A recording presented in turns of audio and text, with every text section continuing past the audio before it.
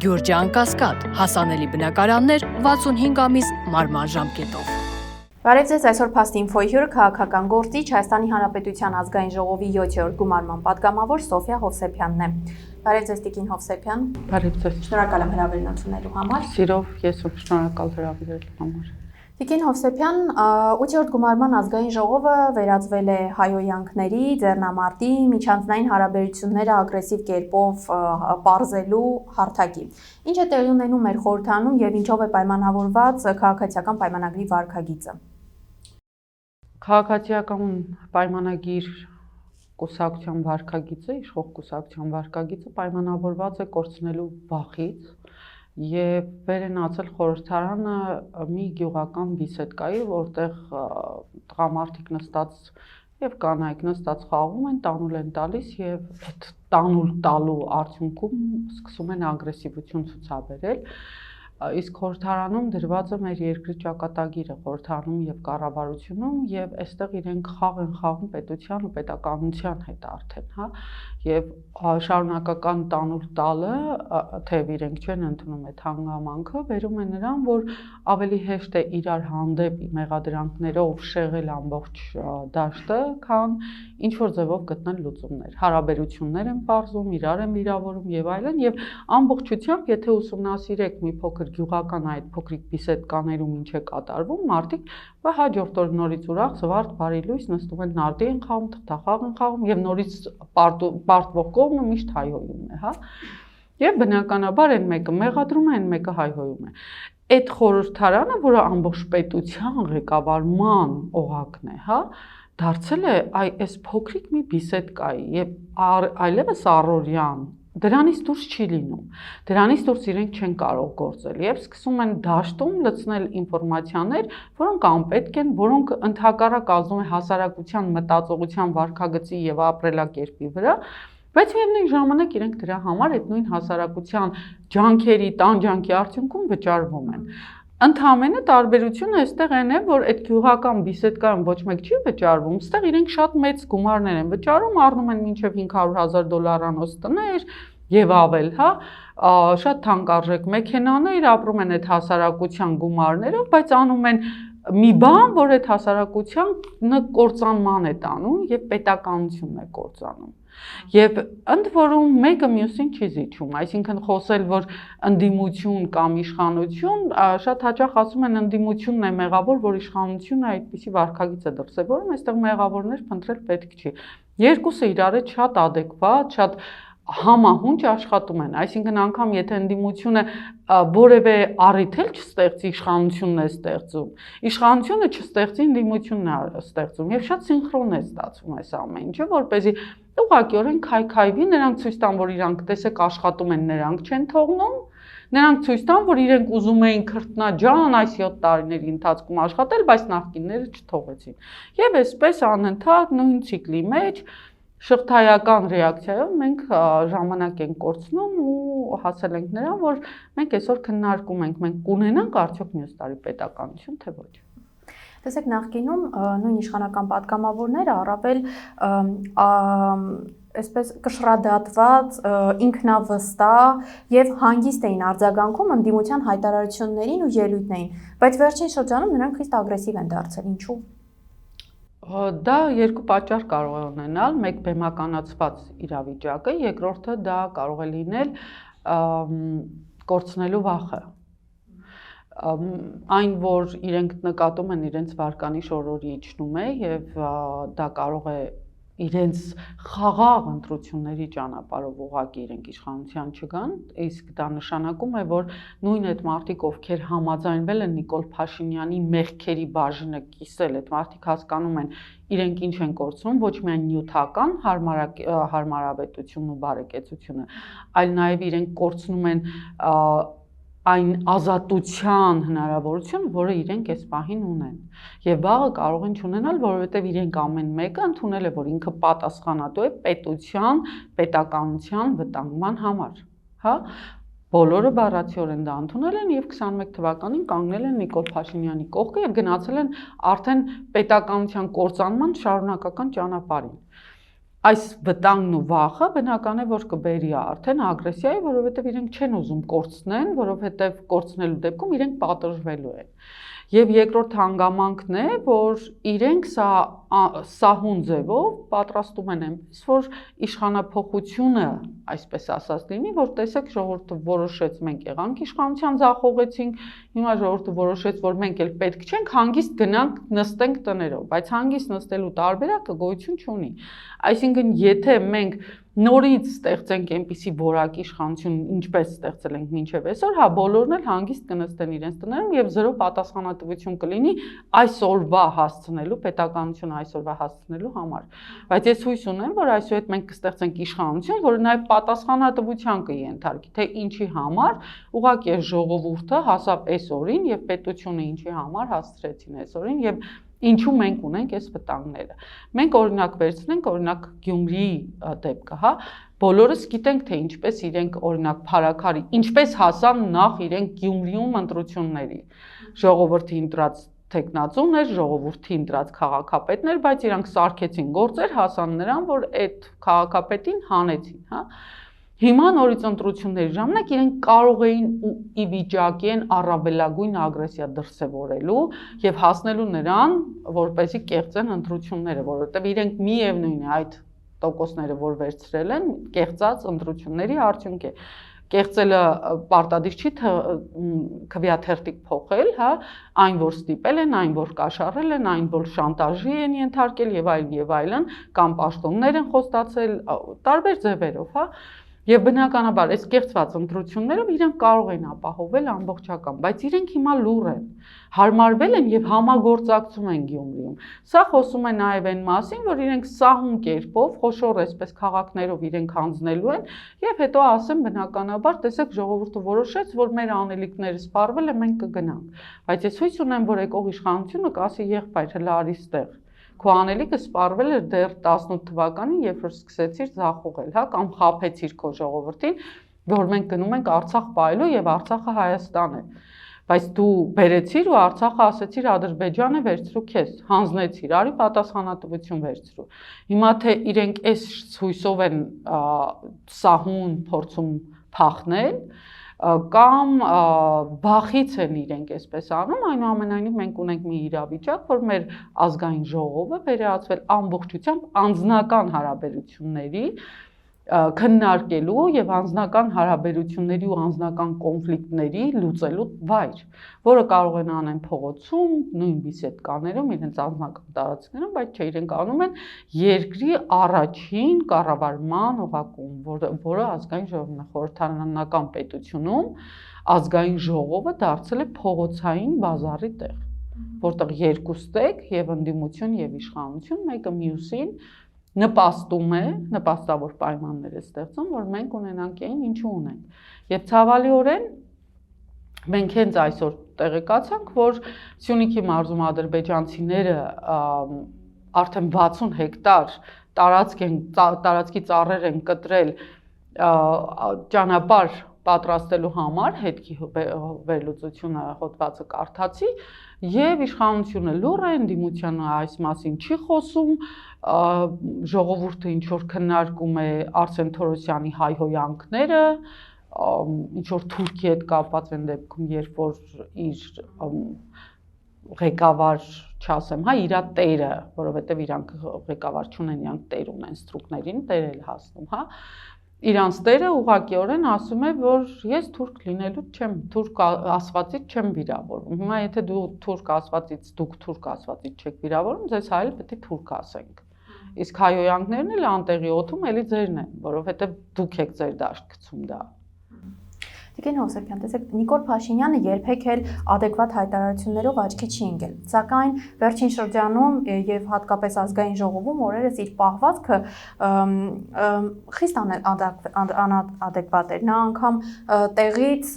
սպառնալիքներ էր հնչեցնում, այսպես վարչապետին ոչ վայել արտահայտություններ էր անում եւ դրանից հետո արդեն փորձագետների մոտ կարծիքները կիսվում են, ոմանք կարծում են, որ իշխանականների այս պահվածքը պայմանավորված է ընդդիմության ուղղությամբ, որտեղ նրանք չկարողացան հասնել իշխանափոխության եւ իշխանականների ինքնավստահություն ձեռք բերեցին եւ իրենց պահվածքով ցույց են տալիս, թե ինչ ուզեն այն էլ կանեն եւ մյուս կողմից էլ ընդհակառակը տեսակետներ կան, որոնք պնդում են, թե իշխանականները հասկանում են, որ ավարտն է մոտ եւ այսպես ոչ adekvat հայտարարություններով ու վարքագծով են հանդես գալիս։ Տեսեք, իշխանության պահվածքը մասնավորապես կառավարող առաջին անձի, այսպես ասած, վարքագիծը չի կարող, երբ որ ինքնավստահությունը լկտիությամբ ու սանձարձակությամբ դրսևորվի։ Ինքնավստահ մարդը, երբ որ գիտի ինքն է, ինքը առավել իրեն հավասարակշռ կպահի, որովհետև հասկանում է, որ ունի վստահություն, ունի հնարավորություն, ունի կարողություն, ունի հմտություն եւ կարող է կառավարել։ Բայց երբ մարդը պահում է իրեն այդ մակարդակում, սա խոսում է այն մասին, որ կորցնելու վտանգից ինքը դարձել է սանձարձակ ու լկտի։ Ու այդ սամանը, այն որ կորցնելու եմ արդեն, այդ դողերոցք է առաջացրել եւ դա առաջացրել է ընդհանուր թիմում, որովհետեւ ոչ միայն ինքն է կորցնելու, այլ ընդհանուր թիմն է կորցնելու եւ դրա ագրեսիվ վարքագիծը արդեն դրա վարքագիծը դրսևորումը արտացոլվում է արդեն իրենց ագրեսիվ վարքագծով, ընդ որում եւ ֆիզիկական ագրեսիայով, եւ վերբալ ագրեսիայով, այսինքն իրենք բացի են, որ հայհոյում են, անպատվում են, այլ նաեւ իրենք սպառնում են, ծեծում են, խփում են եւ այլն եւ այլն։ Եվ այս համագործակցված արդեն իրենց վարքագիծը երբևէ, երբ որ բերում են ինքնավստահության անվան տակ, սա հերթական անգամ շեղել է, սա ուղղակի կորցնելու վտանգի մասին է խոսքը։ Եվ կարևոր մի հանգամանք էլ նորից, ինչպես արդեն ասեցի, արդյոք իրենք կորցնելու վախը նորից չեն բեմադրում, որովհետև չի բացառվում, որ այլևս իրենք էլ անելիք չունեն, իրենք իրենց տալիքը տվել են, իրենք իրենց տալունը տալու են, երկիր պետականություն հնարավոր է այլևս չունենաս, այն որ Արտաշեսի նման ավերակներին ինչպես արտավազդի, ինչպես կառավարեմ, Հիմա եթե մենք ավերակների վրա ենք մնալու, պետականություն ունենալու ենք, թե չէ, իր գոյությունը այլևս ինչ էական երկրորդական նշանակություն է ունենում, Եվ բնական է, որ մենք պետք է դիտարկենք, արդյոք իրենց վարքագիծը այն հանգուցալուծմանը չի տանում։ Հանգուցալուծում պետություն, պետականություն ունենալու կամ չունենալու։ Եվ սա չի, որ ամբողջությամբ մեզ շեղում է իրականությունից եւ դաշտ է բերվում թե լրատվականի առումով եւ թե հասարակության լայն բոլոր շերտերում, որ իրանք իրար կերան, որ իրանք իրար անպատվեցին, բայց գոյություն չունի քննարկում թե ազգային ժողովի թե կառավարության կողմից, թե հենց հիմա ինչ վիճակում է մեր երկիրը։ Եվ իդեպ ասեմ, իր վարքագիծը առաջանում է հենց նմանատիպ հարցերից, ուր ենք գնում մենք։ Իսկ ինքը ցույց է տալիս մենք ուր ենք գնում, ինքը ցույց է տալիս, որ եւ իրենք են գնում եւ իրենք տանում են։ Պետությունն են տանում եւ իրենք գնում են։ Տիկին Հովսեփյան, 3 ազգային ժողովում թիրախը Լևոն Քոչարյանն էր։ Ինչու՞։ Դեռ 2018 թվականից սկսած, այսինքն հետ հեղափոխական ժամանակահատվածից, եթե հիշում եք, դաշտը անդադ նետվեց Ռոբերտ Քոչարյանի կառավարման տարիների խնդիրներ, թալաններ եւ այլն եւ այլն։ Այն ժամանակ այն զգացողությունները, որոնք ունեին հասարակությունը, որովհետեւ վերջապես ձերբազատվել են Ռոբերտ Քոչարյանից, Սերժ Սարգսյանից, Լևոն Տեր-Պետրոսյանից եւ իրենք իրենց ձեռով բերել են հեղափոխություն, այդ թվում նաեւ ես, Մեզ թվում էր, որ դա նորմալ օրակարգ է եւ որ այդ հարցը բարձրաձայնում են, այո, այնինչը պետությունից վերցված է, պետք է պետությանը վերադարձնել։ Եվ այդ վերաբերմունքը, ընդ որում շատ սահուն կամարաձև թռիչք կատարելով Սերժ Սարգսյանի կառավարման տարիները, իբր այդ տարիներին ընդհանրապես թալանը ոչ մի բան չէր եղել, մենակ Ռոբերտ Քոչարյանն էր թալանել, այսպես կամ Լևոնի ժամանակ ոչինչ չէր եղել, մենակ այդ ժամանակահատվածն է, այսինքն դուրս է գալիս մեր երկրորդ հանրապետության, այսպես ասած, պատմությունը Նիկոլով ու Քոչարյանով է, այն երկուսը մնացել են արանքում, ստվերում են, չկան իրանք։ Գուցե մի օր պատմության գիրքը Ժաննան գրի այդ երկուսի մասին, ուրիշ ոչ մի բանի մասին գրելու թեմա չունենք մենք, այսպես ասած։ Եվ այնքան դաշտ բերեցին Ռոբերտ Քոչարյանի, այսպես ասած, թալան, վերջում էլ արդարացրեցին, ինչպես հիշում եք, գործերը փակվեց ու ոչ մի բան չկար, այսինքն բոլորիս համար մի հատ անհասկանալի իրավիճակ ստեղծեցին, որ բնական է այդ ատելությունը շատ լավ խաղարկվեց եւ 21 թվականին, եթե հիշում եք, մենակ ոչ Քոչարյանը, ով ուզում է լինի, ու այդպես նորից վերընտրվեց Նիկոլը։ Հիմա քանի որ այսպես ասած սերնդափոխության ենք մենք գնում, Քոչարյանը արդեն գնում է եւ իր հաջորդող սերունդը քաղաքական դեմք է, բավականին ընդունված դեմք, Լևոն Քոչարյանն է, իրանք սկսել են Լևոն Քոչարյանին բերեն առաջ եւ սկսեն կոնֆլիկտը այս ասպարեզում, այսինքն նոր սերունդների բախում է առաջանում։ Եվ երբեք իրենք չեն քննարկում օրինակ Սերժ Սարգսյանի հարցը, հա, նորից կոնֆլիկտը Ռոբերտ Քոչարյանի դաշտից, որովհետեւ Ռոբերտ Քոչարյանը բնականաբար այլևս չի գալու քաղաքական առաջնորդ դառնա, այստեղ բերում են արդեն վտանգը, այսպես ասած, փաթեթավորված Լևոն Քոչարյանի դեմքով եւ կռիվը գնում է արդեն Լևոն Քոչարյանի հետ։ Վերջապես 7 տարի է անցել, շատ բաներ են փոխվել, հա, քաղաքական կերպար է դարձել ինքը, ընդ որում ակտիվ կերպար է, երևում է, ցույց է տալիս, կամ սիրում են, կամ չեն սիրում եւ այլն, եւ այստեղ արդեն նորից դաշտը մանիպուլատիվ կերպով նորից մնում է քոչարյանական, այսպես ասած, հալածանքները, որոնք որ այս 7 տարի շարունակ մենք կերակրվել ենք ամեն օր նախաճաշին, ճաշին, ընթրիկին։ Տիկին Հովսեփյան, իսկ Նիկոլ Փաշինյանը ում է պատրաստվում որպես նոր դեմք բերել քաղաքական դաշտ, որտեղ հիմա շատ են օրինակ շրջանառվում լուրեր, որ նույն քաղաքացիական պայմանագիր կուսակցությունում եւ վարչությունում Նիկոլ Փաշինյանը փոփոխություններ է նախաձեռնել, նոր անդամներ, թարմ դեմքեր է ուզում,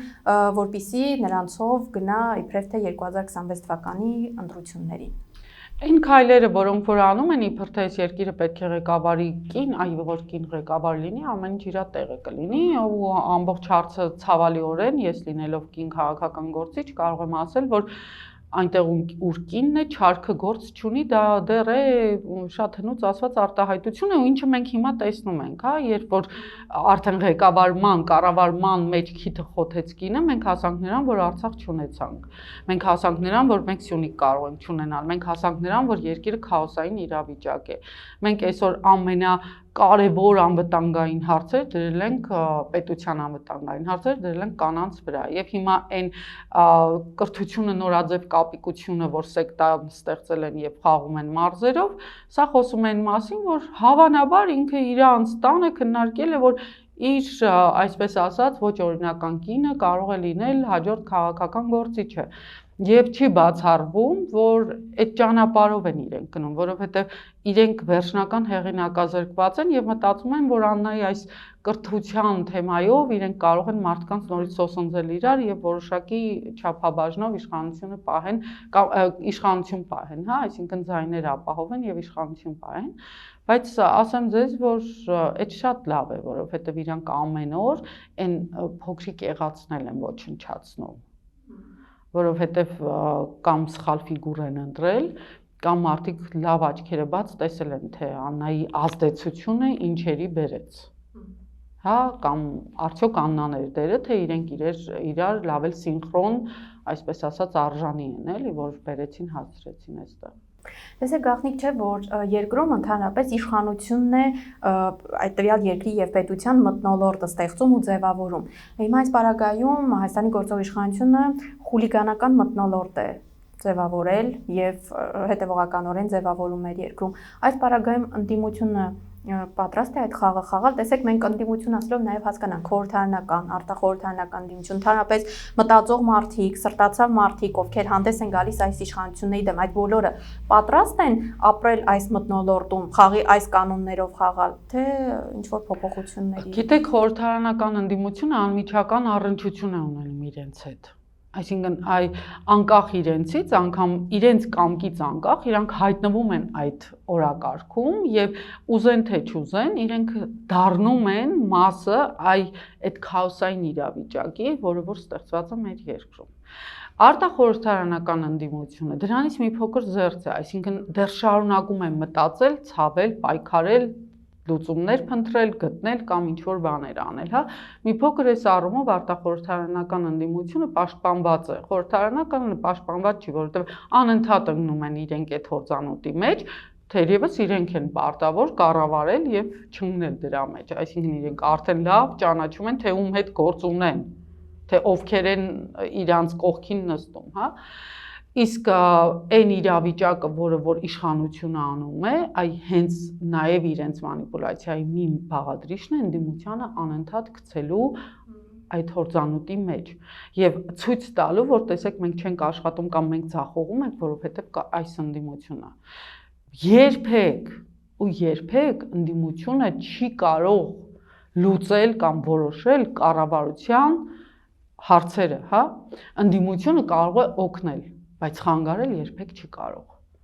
Կարող է ինքը բարձրաձայնել խնդիր, կարող է ինքը ցույց տալ, կարող է ինքը վերլուծել, հա, եւ եթե ունի բարձր հեղինակություն, ապա հասարակության ճնշման արդյունքում կառավարությունը այս կամ այն հարցը կձախողի։ Բայց որ ընդդիմությունը կարող է ուղղակի որոշել, այդպիսի բան գոյություն չունի, որովհետեւ իրենք փոքրամասնություն են, հա։ Եվ այս պարագայում անընդհատ կառավարությունը ընդդիմությանը գցում է իր հորձանուտի մեջ ու դարձնում է արդեն քննարկման թեմա, արդյունքում ձախողվում է ամեն ինչ, հա, տեսանելի է դառնում, որ մենք ունենք միայն անկառավարելի վիճակ, որը անդրադառնում է հասարակության վրա, նույն դպրոցները, նույն համալսարանները, թատրոնը, ամեն ինչն է դարձել այդպիսի տեղ, հա, այլևս քաոսային իրավիճակ է ամենում։ Դպրոցում աշակերտը կարող է իրեն պահի այն պանկարդակում, ինչում Արսեն Թորոսյանը խորհրդարանում, ինչում Վահագն Ալեքսանյանը խորհրդարանում։ Ուսուցիչը կարող է պահել իրան այնպես, ինչպես օրինակ խորհրդարանի ցանկացած այսպես իշխանական կին պատգամավոր եւ այլն։ Իրենք այդ վարքագիծը թելադրում են, արդյունքում մենք տեսնում ենք սա։ Դպրոցներում թմրանյութեր է հայտնվել, կին ղեկավար ունենք, հա, ներքին գործերի նախարար ունենք, դպրոցներում վխտում է թմրանյութերը, ոչինչ չի արվում արդեն 7 տարի շարունակ, չէ, վերջին 4 տարում է սա խորացել, ոչինչ չի արվում եւ չի արվում, մայրեր են դրանք, ովքեր են, թե նպաստում են ինչ-որ մարդկանց թմրանյութի իրացմանը եւ սկսել են դեռահասության տարիքի երեխեքի համար, որովհետեւ այդ ամենախտրահարույց տարիքն է եւ գայթակղող տարիքն է, հա։ Եվ որևէ բան չի արվում, հիմա անդրադառնում է թե չէ, մենք արդեն տեսնում ենք անդրադարձել է թե չէ, այս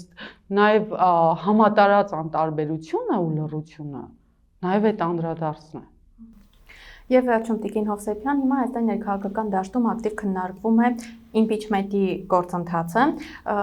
ձեր դիտարկմամբ, հա, նախ ձեր վերաբերմունքը այդ գործընթացին եւ ձեր դիտարկմամբ արդյոք հիմա Հայաստանում կան համապատասխան պայմաններ իմպիչմենտի համար։ Մի քանի տարի առաջ էլ համապատասխան պայմաններ չկար, 21 թվին է չկար պայմաններ, պայմանները պիտի ստեղծես։ Գիտեք ամբողջ հարցը, ես անկեղծ ասած իմպիչմենտի լավագույն գործընթացը համարում էի 21 թվականի ընտրությունները, всё, չընտրեցիր, էլ ինչ իմպիչմենտ։ Կամ ուղղակիորեն ինչ որ ճանապարհ պետք է գտնվեր, այդ խորհրդարանը լուծարվեր եւ բնականաբար նոր ընտրություններ կազմակերպվեր։ Բայց չեղավ սա։ Հիմա այս 5 տարիների ընթացքում ընդդիմությունը չի կարողացել որսալ, այսպես ասած, իշխանությունից մանդատներ, որ իմպիչմենտի գործընթացը հաջողի։ Իրենք ունեն որոշակի ձայներ եւ այդ ձայները ոչ մի բան չեն կարող անել, այո, կարող են հարցը բարձրաձայնեն, բայց վերջնական որոշողը իշխանական падգամավորների քանակով է, հա։ Եվ իշխանական падգամավորները ի տարբերություն ընդդիմությանը կարողացել են ընդդիմության ներսից մարդիկ կողանան, նույն Զովացի հայր Գեգամ Նազարյանը, նույն Օլիմպիական խաղերի բանի կներեք Իշխան Զաքարյանը, հա, ներեցեք, նույն Իշխան Զաքարյանը կարողացել են գողանալ։ Ընդդիմությունը անգամ չի կարողացել իր ցուցակը 21 թվականին կազմել այնպես, որ բացառեր այս երևույթները, որ իրենցից գողանային։ Եվ իրենք պետք է ընդհակառակը ցուցակը կազմեին այնպես, որ իրենք գողանային, բայց չեն կարողացել։ Նիկոլ Փաշինյանը 21 թվականին ինչ ցուցակը կարողացավ այնպես անել, որ չհայտնվեն սկզբունքային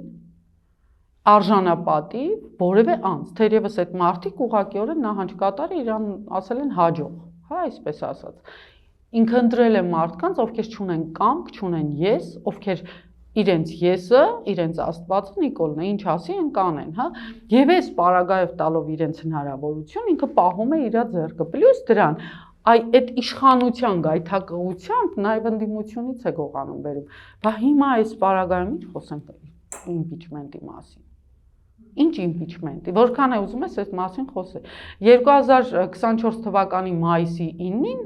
Սրբազան պայքարի առաջնորդ Բագրատ Սրբազանը մեծ հույս ուներ, որ ընդդիմությունը կնախաձեռնի իմպիչմենտի գործընթաց։ Երբ համահայկական այսպես համախմբում կրկին տեղի ունեցավ իբարս Բագրատ Սրբազանի, բայց ընդդիմությունն ինչ արեց, ոչ մի բան, բա հիմա ո՞նց է անելու այդ իմպիչմենտի։ Ավելին իրենք բոլորը ասացին, որ մենք նպատակ չենք տեսնում։ Եվ իրենք գիտեք ինչի են գնում երկու ստեկ, գնում են 2026 թվականի ընտրությունների։ Բոլոր գնում, բայց 26 թվականին մենք կունենանք պետություն, մենք կունենանք պետականություն, որ մի հատ ընտրություն խաղանք, թե չէ այս հարցն է